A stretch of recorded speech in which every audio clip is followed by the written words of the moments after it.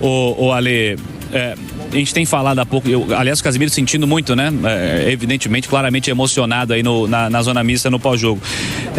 É um fim de ciclo para muita gente. Como é que você enxerga a próxima geração, Ale? Eu acho que esse ciclo já tinha se encerrado, né? Se não fosse uma preparação tão conturbada, tão problemática, talvez muitos desses jogadores nem estivessem. O próprio Casemiro não fazia parte dos planos iniciais da seleção brasileira. Ele volta junto com o Ancelotti, pela confiança que o Ancelotti tem, pelo pouco tempo que o treinador italiano tem para trabalhar esse grupo. Ele faz a opção, faz a aposta em jogadores mais experientes, mais rodados. Por quê?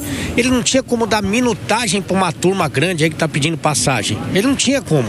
E ele fez algumas apostas em jogadores veteranos, experientes, o Casemiro, o principal deles.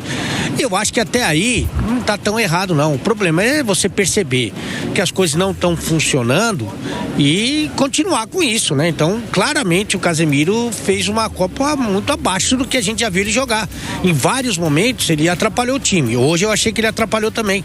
Essa liberdade que o Odegaard teve, eu acho que muito se deve a ele também.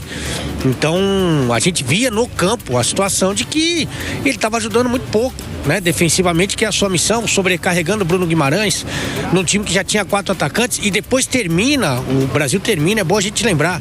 Não é que o Neymar só que não marcava, o Neymar não marca, é verdade. O Endrick também não marca, o Vinícius também não marca.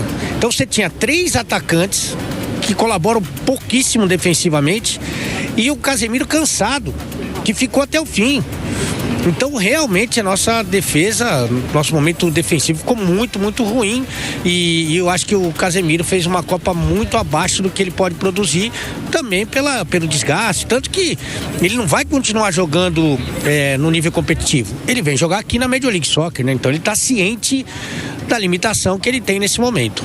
E da lista de convocados da seleção brasileira, você enxerga um próximo ciclo bastante diferente?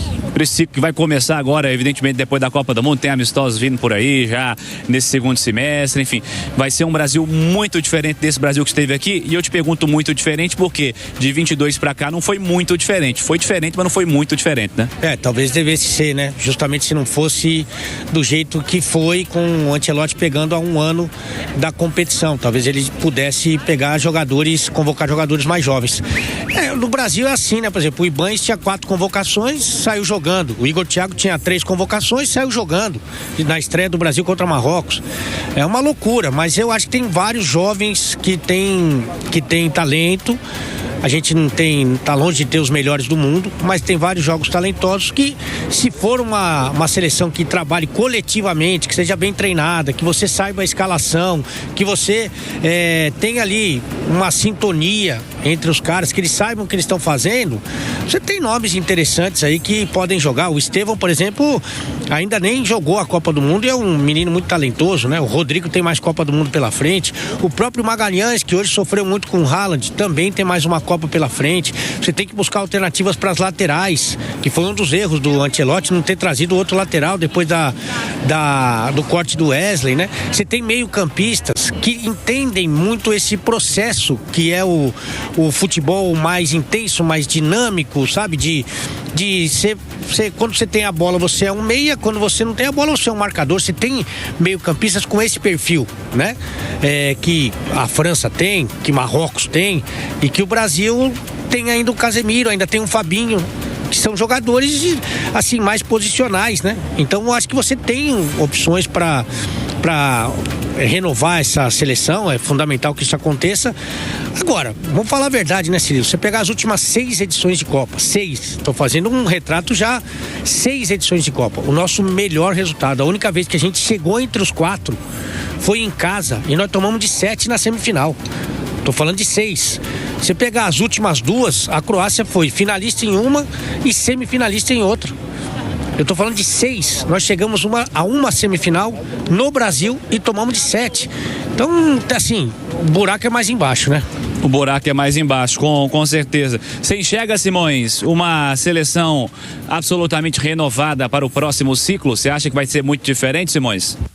Com certeza, o Cirilo. Até porque era um time, a gente destacava isso na convocação, né? Uma das médias de idade mais altas da seleção brasileira na história das Copas. Nem 58 para 62, o 98 para 2002, o 94 para 98. A gente teve uma seleção tão velha, né? Tão velha. E eu acho que isso cobrou, né? A gente viu o Alexandre, que todo mundo colocava como titular absoluto do time do Ancelotti, nem entrou em campo, e com certeza por questão física, tá? A gente viu um Casimiro com um nível de entrega baixíssimo, principalmente se a gente for pensar no cara que é o primeiro volante da seleção. Interessante é que ele falou depois daquele amistoso desastroso contra o Japão no ano passado, né?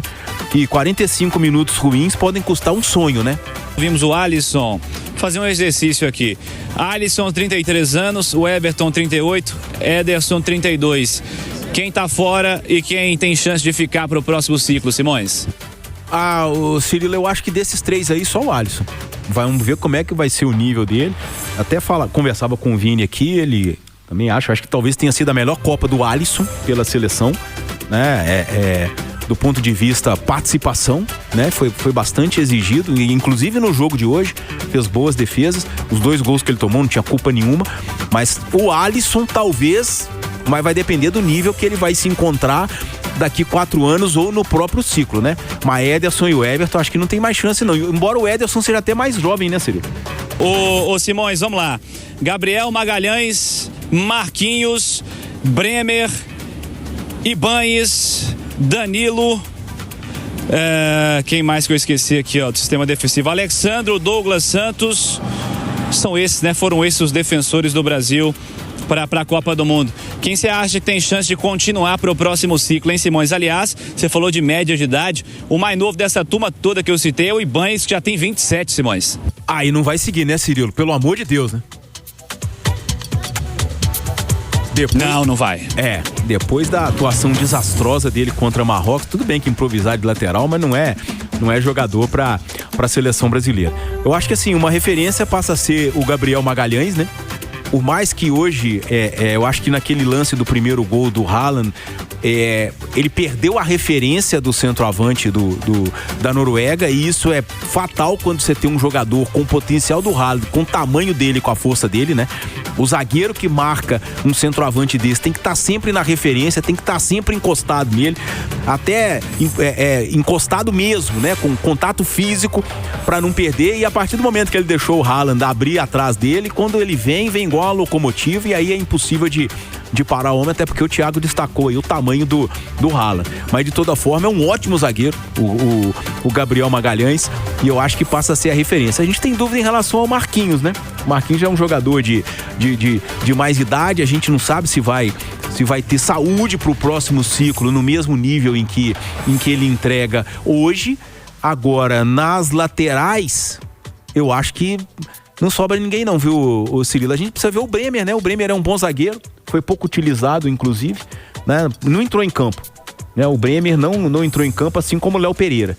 E o Alexandro que é uma incógnita, tá? Porque todo mundo, a gente mesmo, no período todo do Ancelotti, a gente tinha certeza que o Alexandro era o titular da lateral esquerda dele, e o Alexandro viveu algum problema físico também, porque não foi usado em momento algum nessa Copa do Mundo, né? Mas aí eu acho, Simões, que é porque o Douglas Santos entrou bem. Eu acho que é muito por isso. Não acho que o Douglas Santos vai seguir. Não era nem pro Alexandre tá aí, né, gente? O Douglas Santos tem 35 anos, assim, é fim de ciclo total. Também acho que a convocação dele nem tem muita justificativa. O Douglas Santos entra no time e, assim, da seleção brasileira na Copa, pra mim, um dos que passaram ilesos, assim. O Douglas Santos fez uma Copa ok. Regular. A gente também não espera nada extraordinário do Douglas Santos, mas ele também não comprometeu. Mas lógico, para a próxima Copa é pensar em outro ciclo também para as laterais, né? O Douglas Santos tem 32 anos, não vai seguir como o jogador, o titular da lateral esquerda. Isso, então quer dizer, o importante é o seguinte: a gente vai perdendo referências, né? Referências que não conseguiram sucesso na Copa do Mundo, mas que de toda forma são referências, né? Aí a gente corre o risco de perder o Alisson, a gente corre o risco de perder o Marquinhos, o Danilo não vai, Alexandro não vai, o Casimiro não vai, você começa a ficar órfão dessa liderança, dessa referência. Então vai ter que se formar, né, uma seleção quase que do zero, o Cirilo. Isso, de certa forma, me preocupa. Mas quando eu penso no histórico, e aí o Edu destacou, o Vini destacou, o próprio Alê também, de que nas últimas 3 Copas a gente foi eliminado por seleções de uma segunda prateleira da Europa, eu já não começo a achar isso completamente ruim. Você, de repente, apostar numa nova geração que possa chegar com uma nova mentalidade na seleção, embora tenha um aspecto muito cruel com o futebol brasileiro, tá, o Cirilo? As nossas promessas saem muito cedo, cara. Com 17 anos os meninos são vendidos, e aí quando eles completam 18, eles já estão num gigante do futebol europeu ou num clube de segunda prateleira, mas ali já como ponte ou como transição para uma grande equipe. A gente está vivendo isso agora no futebol mineiro com o Cauã Prats, né? Uma promessa do Cruzeiro. Praticamente não jogou. Exatamente, praticamente não jogou. Viveu com Estevão, viveu com Hendrick, viveu com Ryan e viveu com todos, com Vini Júnior, e vai vivendo isso, cara. E eu acho que isso interfere diretamente na formação da identidade. Não tô dizendo que os caras não têm vontade, mas eu acho que isso interfere na identidade do jogador com o torcedor, na identidade do jogador com a seleção. Ele não é... E na aproximação do torcedor com a seleção. Isso, ele não é referência de clube. O Estevão é referência do Palmeiras, ganhou um título, mas não é, cara, não construiu história, sabe? Um processo, por exemplo, pra gente citar alguém que estava em campo, que o Neymar viveu com o Santos. O Neymar já vai sair consolidado no Santos. Ganhou Copa do Brasil, ganhou Copa Libertadores, ganhou Campeonato Paulista, teve algumas temporadas, se destacou no Santos, se consolidou na seleção.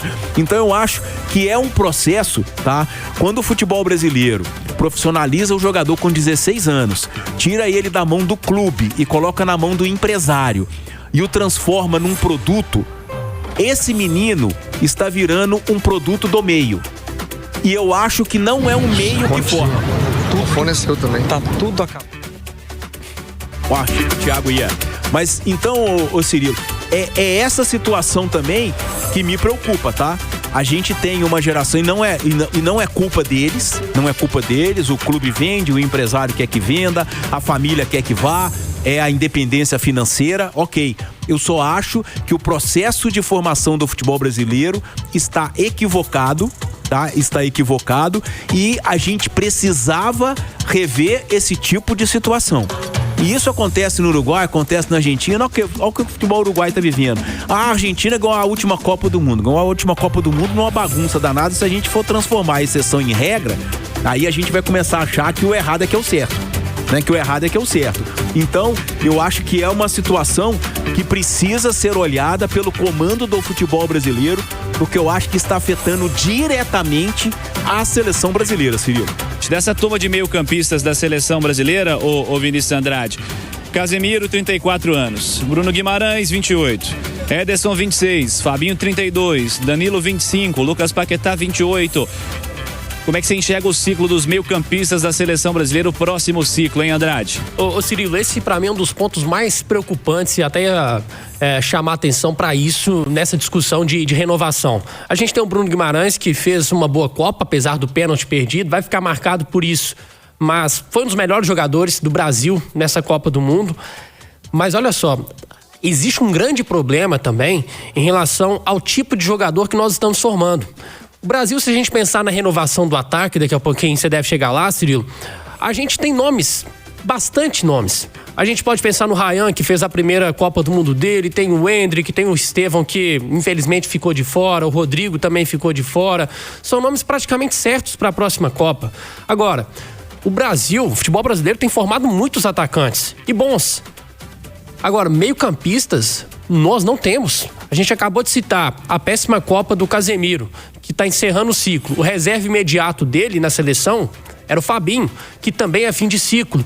Se a gente fizer aí um exercício aqui de pensamento, quem que seria hoje o próximo primeiro volante a ser convocado nessa renovação de ciclo? Não sei. Não tem. O Brasil hoje produz pouquíssimos meio-campistas. Tá todo mundo pensando nessa nova era aí do futebol, né? De muita velocidade, muita força. Mas o Brasil tá cheio de pontas, produzindo muitos atacantes de velocidade, de força. Tem alguns que são habilidosos ao extremo, é o caso do Estevão, por exemplo. Mas nós não temos meio-campistas. A gente não tá produzindo isso. É muito... eu acho isso muito grave, Cirilo. E esse é um problema na formação, inclusive, que normalmente o cara que é diferente como meio-campista, o Estevão é um exemplo disso, o cara que é diferente como 10, né, jogando na categoria de base, a gente vai botando ele mais pro lado do campo para poder vender pro futebol internacional, né? E aí a gente perde meio-campistas, se a gente não tem volante, meia, então a gente não tem mesmo, né, Vini? Exatamente, Cirilo, a gente vai adaptando, né, os jogadores para jogar mais na beirada, né, mais do lado do campo. O atacante vale mais, muitas vezes, do que um segundo volante, do que um jogador ali de construção no meio de campo. E eu não tô nem falando desse 10 clássico, não, porque hoje é raro em qualquer time, em qualquer seleção. Mas se a gente pega a própria Argentina, é uma Argentina que tem um Messi, que é de outro mundo, que faz toda a diferença, mas que tem bons meio-campistas, né? Que tem jogadores que dão sustentação. A Argentina não é uma seleção de muitos pontinhas, não é uma seleção de muito beiradinha, mas é uma seleção de McAllister, de Depou, de Enzo Fernandes, de Almada, de bons meio-campistas. Eu sinto muita falta disso na seleção brasileira e me preocupa pro próximo ciclo, porque parece que a gente só tá a fim de revelar pontas. Eu fico impressionado também. O Vinícius e Simões, e esse ataque, hein? Esse ataque da seleção brasileira, que tem mais jovens atletas. Aliás, o ataque da seleção do Brasil é o setor que a gente tem mais jogadores com menos de 25 anos de idade. Estou falando 25 porque é a idade do Vini, do Luiz Henrique, do Martinelli, do Igor Thiago. Abaixo deles ainda tem o Endrick com 19 e o Ryan também com 19. O Ryan o mais jovem deles todos. Aí a gente tem o Cunha de 27, o Rafinha de 29 e o Neymar de 34 anos. Ataque da seleção brasileira, que teve desfalques inclusive, como é que você percebe, Simões? O Cirilo, assim, é o que o Vini colocou, né? A gente tem ótimos atacantes, né? E inclusive jovens. Ele falou do Estevão, que eu acho que seria titular desse time. Também acho. Seria titular desse time, foi uma baixa significativa. O próprio Rodrigo, eu acho que seria um jogador muito importante pro Ancelotti, porque é um atacante polivalente. Ele faz ali todas da frente, né? Joga até um pouco mais recuado. Então seria um cara muito importante. Então são baixas que a gente não pode descartar. Então, e são jogadores jovens. Aí a gente fala de Endrick, de Ryan. O Endrick errou um gol hoje, assim, né? Porque é um detalhe técnico que poderia ter feito melhor, sem dúvida nenhuma. Mas o Ryan, o próprio Vinícius Júnior, tem totais condições de permanecer, né? Tem uma geração aí, tipo o João Pedro, um centroavante, que talvez pudesse ter ido no lugar do Igor Thiago. Eu acho que o João Pedro é mais jogador que o Igor Thiago no conjunto da obra. Talvez o Ancelotti tenha ficado muito impressionado pelos últimos amistosos e pela Premier League que o Igor Thiago fez, mas eu acho o João Pedro mais jogador. Então, assim, é um setor que eu acho que nós estamos bem servidos, tá, o Cirilo? E eu acho que sem a sombra do Neymar, e não tô dizendo que é culpa dele, não, só que eu acho que o Neymar é tão grande na seleção brasileira. Cara, ele é o maior artilheiro da seleção brasileira. O primeiro jogador chegou a 80 gols, e hoje foi o gol de número 80 dele em jogos oficiais. É o segundo jogador a chegar a 130 jogos oficiais. Só o Cafu tinha alcançado essa marca e é o recordista com 143. Então é um cara muito grande e ídolo de uma geração. E a gente percebeu isso em todo o movimento inclusive o João Pedro falou que queria o Neymar na Copa e o Neymar foi no lugar dele, né? Então, mas de toda forma, eu acho que sem essa sombra, talvez eles possam se dar melhor. Até porque, Cirilo, a gente cobrava muito do Vinícius Júnior. Não dá pra cobrar mais. O Vinícius Júnior fez uma grande Copa, ele já tinha feito uma boa Copa em 2022, mas eu acho que ele se consolida como a liderança desse setor ofensivo do Brasil em 2026. E tem um ponto que eu não sei se o Vini vai concordar, e você também, Cirilo, mas eu acho que depois que o Neymar entrou, o Vini deu uma murchada em campo. Não sei se é só coincidência ou se é só percepção minha, mas eu acho que o Vini murchou. O Vini mudou de posição e o Neymar, infelizmente, não tá nesse nível de competição. Infelizmente não tá. O futebol brasileiro já mostrava e era óbvio, ainda teve lesão também pra sequência, mas eu não culpo o Neymar por eliminação, não. A culpa é de quem convocou, de quem trouxe pra cá e resolveu botar pra jogar. Não tá nesse nível de competição, infelizmente. Não está nesse nível de competição, ainda mais depois dessa lesão que ele teve. Foi a segunda chance que a CBF teve do Neymar tá fora da Copa do Mundo e não rolou. Mas de novo, não vou culpar o Neymar pela eliminação, não. Acho que ele foi uma peça ruim no jogo de hoje, mas é o que aconteceu também mediante a escolha do treinador.